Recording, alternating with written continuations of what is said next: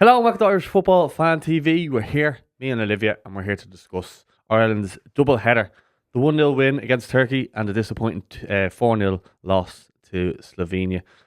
Olivia, we'll get straight into it and we'll just discuss the Turkey game first. Carla Ward's first game, a 1-0 win.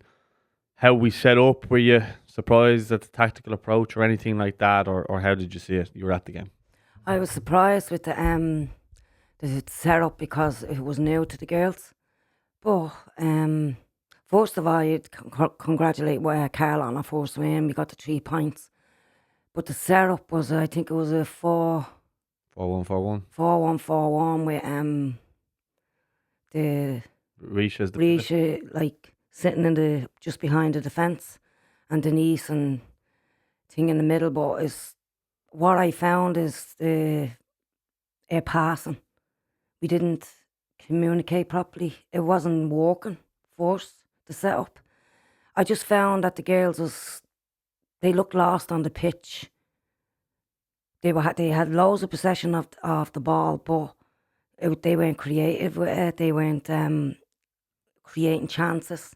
If you look at the stats, like I think we had 78, 90, 80% of the ball. But as I said, while the setup was okay, we weren't creative enough at the end in their box. Yeah, and I think, yeah, you did call it before the game that you said that there was going to be one pivot. Obviously, Carl had worked with Ruisha before, so she would have been used to that, playing under her, or well, she would have been familiar to it. Maybe not used to it, but not for Ireland, but for Villa. So, yeah, when you look at kind of what everyone was expecting, was us to kind of go and annihilate Turkey. It just became a case of we were just very passive, and with possession as well. We're very passive. I called it a 3-0 before Friday because I took 14th, 15 places underneath us, and we should have. Me personally, if we went out and played to our potential, which I don't think we did, we actually would have won 3-0. But I thought we were so cautious. We were nervous. We looked disconnected. It was just, as I said, we had loads of possession, but there was no creativity in the pitch at all. And I thought the physical aspect of it, I thought the girls didn't give back to what Turkey was giving them, like physicality-wise. Like Caruso, now don't get me wrong, like she had the ball up and the girl was actually on top of it. But when you're getting nothing from the referee, you have to stand up and give the physicality back. And I just didn't see that Friday night. And one thing as well, Carla likes to play the Russia role, just sitting in before A pivot. a pivot. And Russia was absolutely brilliant Friday night. Her and Denise played brilliant together.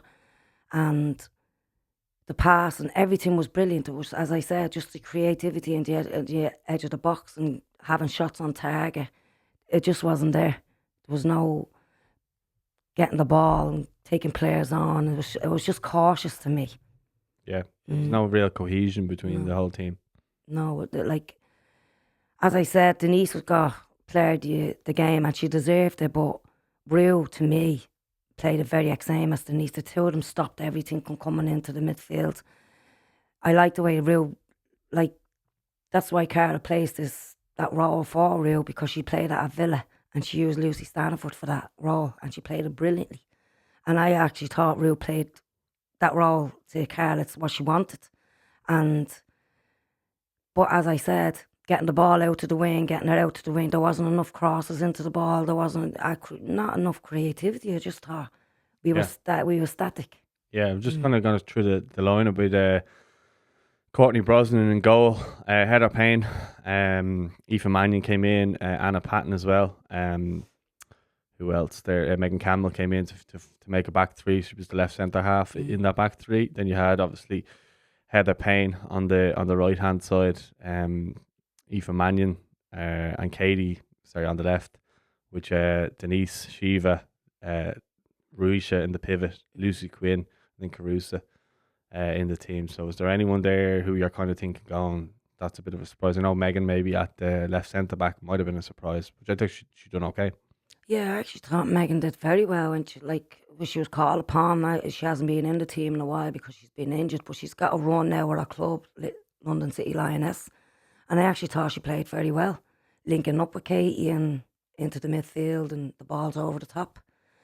The surprise for me was Lucy Quinn up front. Why? Because she's out injured. I think she's only in her second game for London City Lioness, her third game. And to me, like obviously Leanne Kieran, she was with Liverpool. I thought Leanne would have done a better job. She's a natural forward. Well, And Leanne was injured. She had a calf injury, so she was ruled out. I think the day before. for the Turkey game. Yeah. Oh, sorry. And I thought Leanne was just there for the Slovenia game. But I thought Lucy Quinn was not a shock, but it was a surprise. And I set up like Heather Payne going forward and Aoife Mannion. I thought like Anna Patton and Campbell at the back looked strong. But I also think like if it's not working, you can change it up. Like Jess Stapleton, you can put in there Caitlin Hayes. Yeah, I think that was the biggest shock that she wasn't in the lineup because she's been very good for Ireland. Yeah, well, she obviously moved from Celtic to Brighton and there during the last couple of months, but she's been playing well for them. And Caitlin's a natural centre half. Yeah. And I was surprised that she wasn't in the squad. I actually thought like Patton and Hayes would play well together. Yeah. And I probably would have put Eva Mannion there in right full and Megan Campbell. That's the way I'd have put it. In the back four. Yeah. Like Eva Mannion right full. Yeah, with Megan left foot. Yeah. But that would be Megan's natural position. Yeah, that would yeah. make sense. But yeah, look, I mean, obviously we got the goal, Heather Payne to Carusa, and we got the goal. I think people were waiting for the first goal and thought the floodgates would open. We went in at half time 1-0 up. What were your thoughts at half time in and around the ground? The thoughts on half time was when the game was over, like at half time, I thought like they'd come back out and ramp it up. Yeah, ramp it up, like to go at talk and try create more chances, but it didn't. It just stayed the way it was from the first half. And I think we created one or two corners. Denise had a good save after, like the keeper made a good save. And it's just, to me, we need somebody to take the game by its horns and like create spaces from the midfield, out wide, into the box, hold the ball up. It just didn't happen. We had millions of possession, but no creativity. And I know I keep on emphasising that, but that's what you need in a game. You need to be trying to score goals. Like, that's what the whole meaning of the game. You need to win it. Yeah. And I think I have to say a big shout out to Denise, because obviously we know she's only been in pre-season. So like competitively wise, this is probably her first game in a couple of months. And she was the standout player. She did get player of the match. Was there anyone else who kind of stood out for you? I know Ruisha was good, obviously, against Turkey, but is there anyone else? I thought Maria Shiva played very well. I like the girl is a runner; she'll run all day, and that's what I said. She had loads of possession of the ball. She went into little pockets of space to receive the ball. Unfortunately, she didn't get it. You can see this from the sideline, but obviously you can't see it if you're playing. And to me, she was a standout, which was surprising because Shiva hasn't got a team. She's obviously doing her own fitness. Denise is in pre-season. And to me, they were the two fittest players on the pitch Friday night. Yeah. And it was just, I was taken aback how fit Maria Shiva was. Marissa, sorry. Yeah. No, I think she's a good little player, but I just she wouldn't have been someone I started. Obviously, I said this beforehand, but Leanne getting the injury, I can understand why she was brought in. And look, she ultimately showed why she should be there in and around the team anyway. So, yeah, I think just with us, we obviously had a nervy finish in the Turkey game. You know. We were very lucky in the end. Like the player at the end, like I mean, it was when she Carabelu. Yeah, I can't pronounce her name.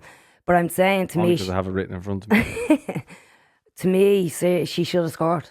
Like the goal was there, and it could have been 1-1. And that would have been an absolute disaster for Ireland. Like, I mean, I thought the girls went back setting a block in the last 15 minutes against Turkey because they were nervous. If it had been 2-0 probably now, we'd have been okay and played football, but you could see the nervousness in the girls. Pressure on. Yeah. So that's what they were doing. They were inviting the pressure on. And Turkey, to me, they were unlucky. Like, I mean, they didn't create many chances, but when they did, they actually could have scored. And the physicality of it, I thought they were much, much stronger than Air Girls. I just thought they were bouncing off Air Girls. Air Girls was bouncing off them. If you're getting hit, you give it back. If you're getting put, you give it back. Don't moan about it to the referee. Just get on with it. And I just thought that Air Girls just moaned about being physically tackled. And fair play to the Turkish. Like, they came out with a plan. And the plan was to stop, put the block in and be physical. Yeah, well, I think like we do it to a lot of teams. We just kind of sit in, but we also get in your face and stop it from playing and make it ugly. We've done it in the past against bigger teams. Yeah.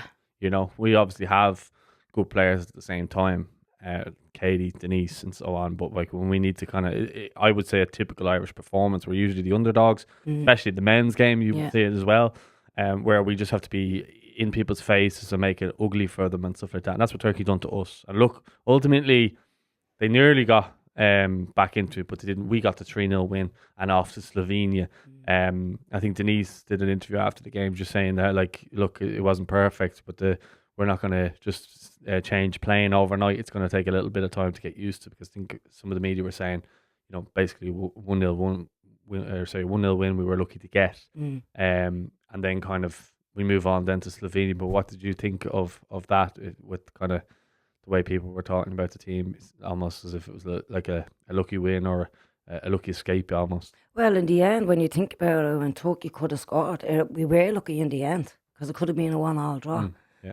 And the media, like, they weren't like ridiculing the team, but they were trying to pick pockets where, did you think she was in the right position? You have to understand, Carla's coming in, looking at these girls. She can see the potential, obviously, in training, so she's trying them. If she can see it in training, why can't they do it on the pitch? But it doesn't work like that, you know. So the media, I thought, was very harsh against the girls and Carla because of the way we play it. But you have to understand, she had the girls for 4 days and they're only in, and it's hard for a manager just to come in and try to implement a new style and all that. Yeah, talk to me then. Obviously we play Slovenia. Before we get into the lineup and before we get into any of that type of stuff, what were your expectations going into the Slovenia game? Were you expecting a win? Were you expecting a tough game? I don't really know too much about the Slovenian side. You may know more than me. Well, on the basis of Friday's game, going into Tuesday's game with Slovenia, my thing was the girls didn't perform to their potential, but there was a niggling thing at the back of my head saying, if we don't up a game, where it's either going to be a 1-1 or Slovenia's going to win. And that was my thought Saturday and Sunday coming into the game on Tuesday. So when I seen the setup, I was like, well, it's an attacking setup. It's a compact, you know, it'd be good. But I was surprised by the setup. I thought she should have stayed with the same setup she did on Friday, because we did well. The only thing I said, we didn't create enough, but we would have done that against Slovenia. And me personally, coming into the camps before the games on Friday and Tuesday, if I was like coming in as a new manager, I'd be looking at the girls' strengths. Like, for instance, Denise's strength is holding the midfield. You know, Cruz's strength is holding the ball up. So you look at the girls' strengths, and I don't think that happened against Slovenia. I think, like, she was implementing her style, but I know Carla's style, it's in a bit of an attacking style, but I don't think personally we have the players to play in Carla's style, not now at the moment. Yeah.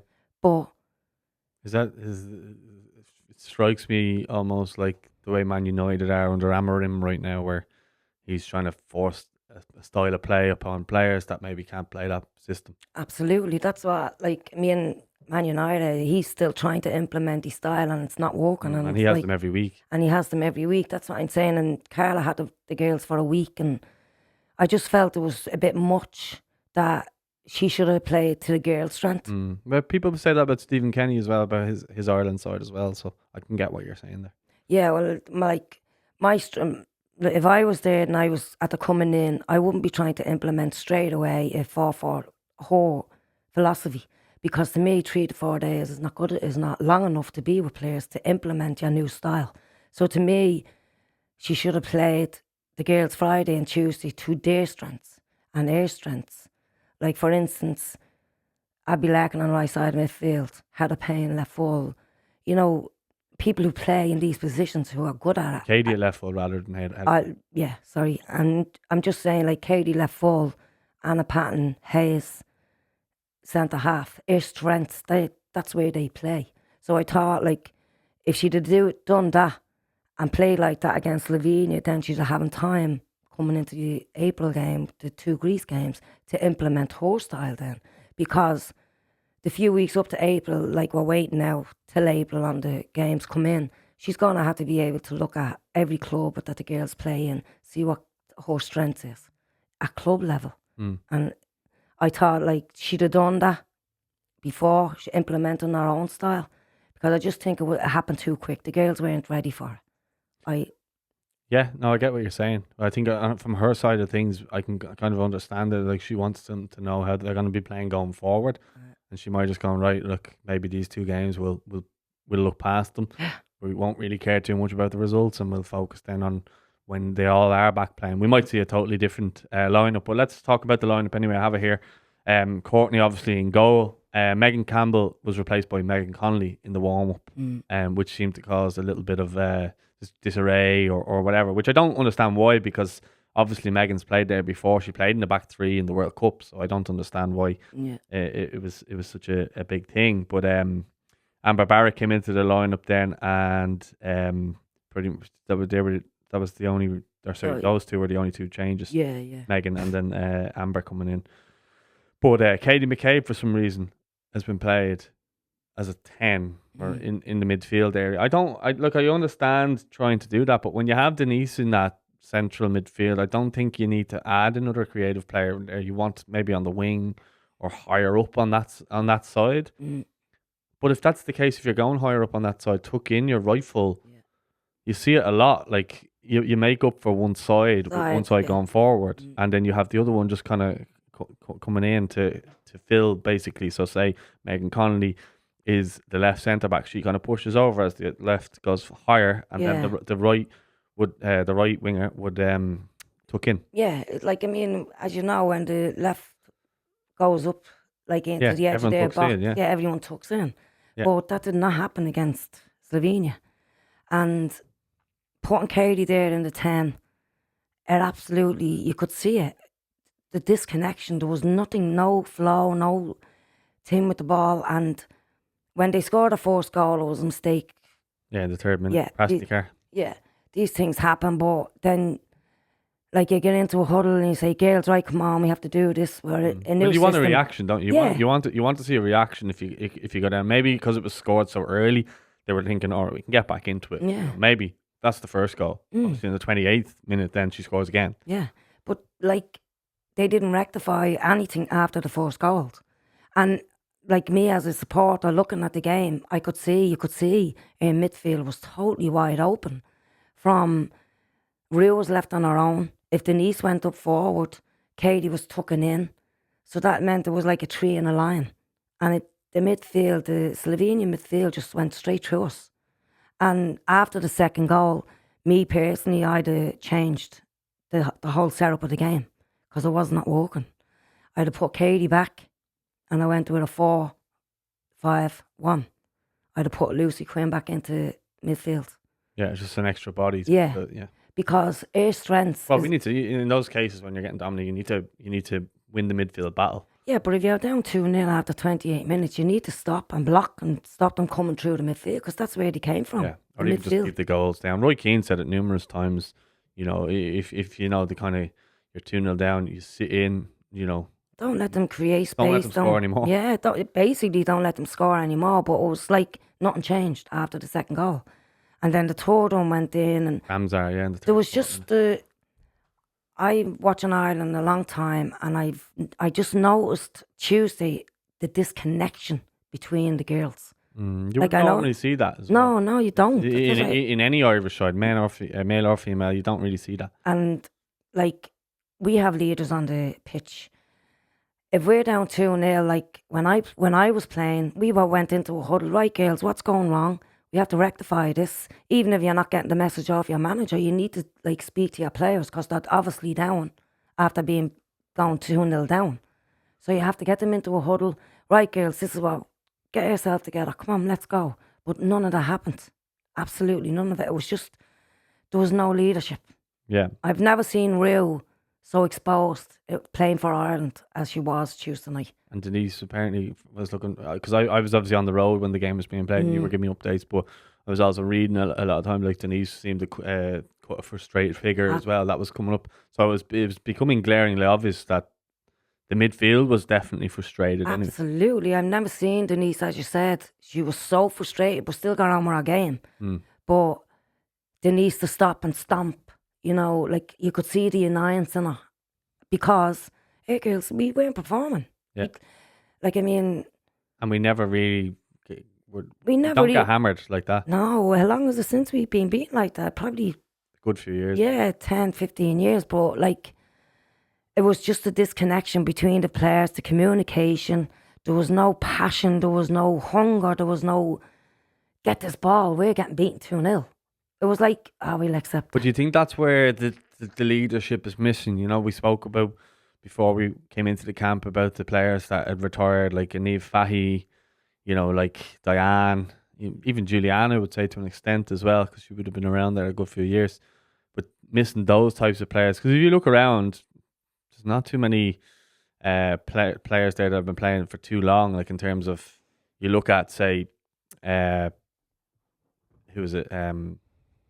Katie, Ruisha, Denise, and after that, a lot of them are inexperienced. Yeah. I would say. Yeah. So there's an element of that. And I'm not putting the blame on any of the players. I'm just saying maybe the lack of experience at international level probably showed in the game. But then again, Megan Connolly is very experienced at international. Yeah, and like I mean, you're saying a lack of experience. Every single one of them girls that was there Friday and Tuesday were at the World Cup. Most, yeah. Most. Well, but just in defence, Anna Patton wouldn't have been. No, like I mean, Caitlin. They should have like. People are saying like the experienced girls and the girls coming in, but the experienced girls Missing Louise Quinn as well. Sorry. Yeah, but the experienced girls, as you said, you're at the mentioning. But I feel like the likes of Abby, Izzy and Jess Stapleton, they have experience. They've been around the squad for 3 to 5 years, 4 years, you know, and they played in squad games, and so they should be ready to come in on a game. But do you not think, like, I get what you mean, but at the same time, are they performing very well for the clubs? I mean, I think Gabby's getting in now, but like, she's not ever present. There's a lot of hopes on her to be the next, say, Katie McCabe or that level. You know, she needs more game time, in my opinion. Yeah. But at the moment, I don't see who she gets in the team ahead of on our side. Like, you got Katie, you got Heather Payne. Well, it would be Heather and it would be Abby in the same position. Like, I mean, yeah, but that's what but I think you would have to go with Heather for the experience. Now, she maybe didn't have a great game against Slovenia, but I wouldn't say too many of them did. no, not too many of them did. But when, like, I mean, I've never seen the girls to give the ball away so much in my life. Everybody, every girl on the team. It wasn't just one girl. It was like the ball was bouncing off them. There was no control, and it's like some of them are in pre-season, some of them are in training, but most of them are in their leagues. Yeah, that's been going on for 2-3 months, so they're fit. I don't know whether it was the pitch. I don't know whether it was the communication, but balls going away the way they did.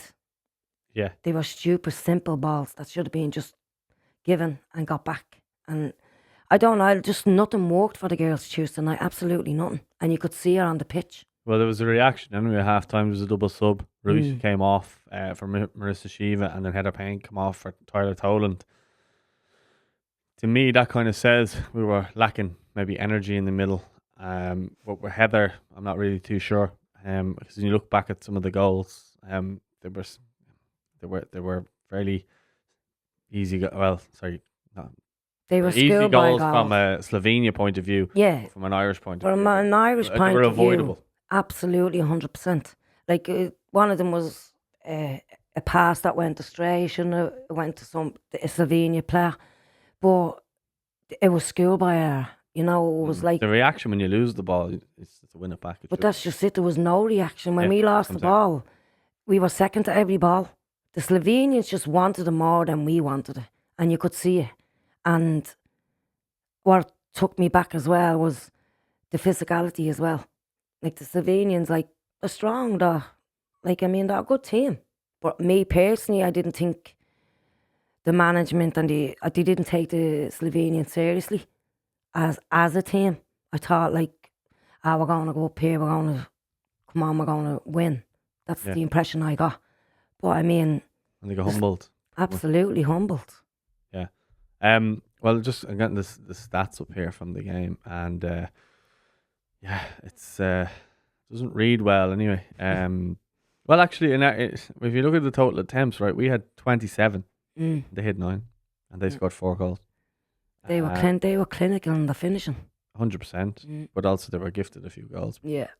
Attempts on target, we had 10. They had 8. They had 10 blocks. We had none. We hit the woodwork once. They hit it 0 because they scored. And Denise, your girl, took her off the line. Yeah, so I suppose like if it finishes 4-2, maybe it doesn't seem like as big of a defeat because there's only 2 goals in it. But the fact of the matter is, it finished 4-0. They got the 4th goal. Kazjabat, I hope I pronounced that right. 82nd minute. I'm not even going to attempt. Yeah, but it was game over 4-0. And look, there's no sugarcoating it. When you get hammered, it's not a nice feeling. No, it's not. But I would love to see the reaction of the girls if we had scored after they scored the 4 goals. Would it be different? Would they have gone on to score again and again? Or, well, obviously the outcome came out 4-0. But I feel like if we did score, even with 2-0 down, we'd have probably got something out of the game. Yeah. We're do we underestimate Slovenia, do you think? I think 100%. And not like the players, it's just like probably from the ranking, probably from the previous scores, but you don't disrespect any team and you don't underestimate any team because you can put 11 players out there and they can all fall. But Slovenia rose to the challenge, and they sometimes during the game, they held possession for at least 20 to 15 minutes without our girls getting a kick of the ball. So they can't play, Yeah, just in a tiny bit. Right. Sorry, I'm going to cut this little bit out anyway. So, just in terms of like the result, and obviously 4-0. We saw the reaction of Katie after the game. We saw a couple of players posting basically how they feel. Like Denise said, like it's a privilege to be in the position we're in, and basically saying it wasn't good enough for an Irish side. Saw Katie's interview after the game as well, saying it was unacceptable. Megan Connolly came out and done an interview after the game with Tony O'Donoghue as well as Katie, said it was unacceptable. Well, they're all coming out and saying the right thing because it wasn't unacceptable, and the performance wasn't the 11 girls or the 23 girls that I've been watching over the last 2 years. It was just a mad game. It wasn't Ireland that we've seen against the likes of England, Sweden, France. We didn't perform, we didn't turn up. And Katie, Megan, they're right. Denise, it is a privilege to wear the jersey. And these girls give 100%. They're passionate, they want to play for their country. But in a game like that, there's nothing you can do if nothing's working, if the system's not working. But if the system is not working and you're down 2-0, change it. Yeah. Don't wait till half time. Yeah, and I think, look, we don't get hammered all too often. Oh. You'd be hoping that there'll be a reaction now in the next games. And I imagine that there will be. There has to be. If that's the case, if you're saying it's unacceptable, now it's time to show the actions and back that up. Well, that's what you're saying. You can talk and you can talk and you talk, but the action is on the pitch. So yeah, that's what I'm talking about. Yeah. And when you think about it, Greece, their 2 games, they've been beaten in the 2 games. So me going into the Greece game would be confident of winning, not too confident. Or Turkey beat them, yeah. you know, like Turkey beat them, Slovenia beat them, and Turkey beat them yesterday, like the other day 1-0. But well, there you go. We were expecting to beat Turkey 3 or 4-0, and yet they're going to beat Greece 1-0. I don't think people should be underestimating any team in this group. Because as I said, when the 11 on the pitch does the job. Yeah, well, I suppose some tactical tweaks need to be Yeah. made for the Greece double header. But would you do you think that this squad suits our philosophy? A philosophy I feel is very good, but I do not think we have the players to play Carla's philosophy, Carla's way. Right. We're not fit enough, we're not world class enough. And we're not, but I just don't think we can play in that system. Players are not good enough to play in that system. It's more of an attacking sort of intent on games rather than we're used to kind of being defensive, but we do control games by playing that way, traditionally under Eileen and Vera. But as you said, we're underdogs in the majority of the games that we play. And what we do is the 4-1-4 or the 3-5 to block it, to let our teams come at us and then play our way out. Where Carla wants us to just come in, play the ball in midfield, up to the front, attack. And I just don't think we have the players for that. I really don't think so. That's why I was saying, go and have a look at the girls in their clubs and see what strengths they have and then put your philosophy in. Yeah.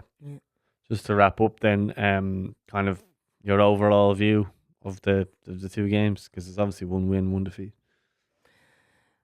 There's a lot of work to be done in what Carla's philosophy wants. She wants a whole setup. But as I said, she has to work with the girls' strengths. And my philosophy would be to work with the girls' strengths. And if the whole way doesn't work, you play the way the girls can play and get a result, defend, be more creative. But one thing, the girls had to be hungry. Every ball, Slovenia, we were second to every ball. Yeah. I don't know why. Do you think that could change with players obviously getting minutes between now and April? Absolutely. It's the end of February now, so that's 2 months away. So that's plenty of training and plenty of ball time. So everybody coming in April should be fit. Yeah. 100%. So we might see, as you say, a hungrier, fitter Irish side. Yeah. And please God, as you said, few of them are in pre-season, few of them haven't got clubs. Please God, them 3 girls do get clubs and be involved with Ireland, because I don't think you can play for your country without having a club. You have to have a club. You have to have a structure, a training, your match day. Well, players who don't have a club must be thinking this is ridiculous. Like that. Yeah. I'm playing and I'm not getting picked, but there's players there who have a club and are picked. And it's the manager's first squad. People were putting for instance, a quote the other day, after a game, why is Rue in? And she's no team, and Caitlin Hayes is playing for 2 total opposite positions where they play. Rue doesn't play centre half, so that quote was absolutely ridiculous. You can't compare the centre half with a midfield. Yeah. So Rue being out of not being with a team, she played brilliant. She didn't play well Tuesday, but I think that was because of the setup. But Friday, she was my player of the match. Yeah. Well, see, obviously the Slovenians done their homework on how Ireland were going to play, and they said, right, we'll suffocate the pivot who's going to be the one that the ball comes through to try and break the lines. And they absolutely isolated her. But the problem is we didn't do anything. We didn't counteract it. We didn't. Yeah, exactly, yeah. But just before we wrap up, is there anything else you want to discuss? I was just looking at the few results there in the Women's Euro Nations, and few for surprise. And the one thing that surprised me was the 1-1 draw, Wales and Sweden.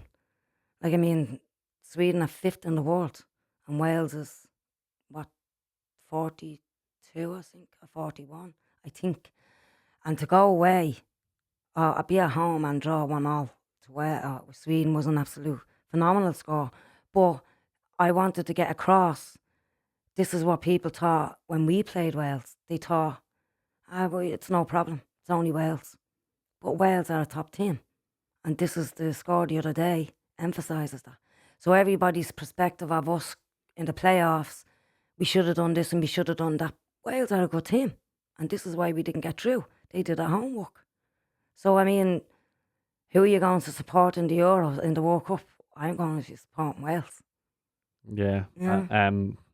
Well, I always kind of support nations that are close to home. Yeah, but Wales, not Scotland, not England. Northern Yeah. Ireland. Well, not Northern Ireland, but Scotland or Wales, generally speaking. Yeah, well, the Scottish Be and the that Welsh. Northern Ireland, Yeah.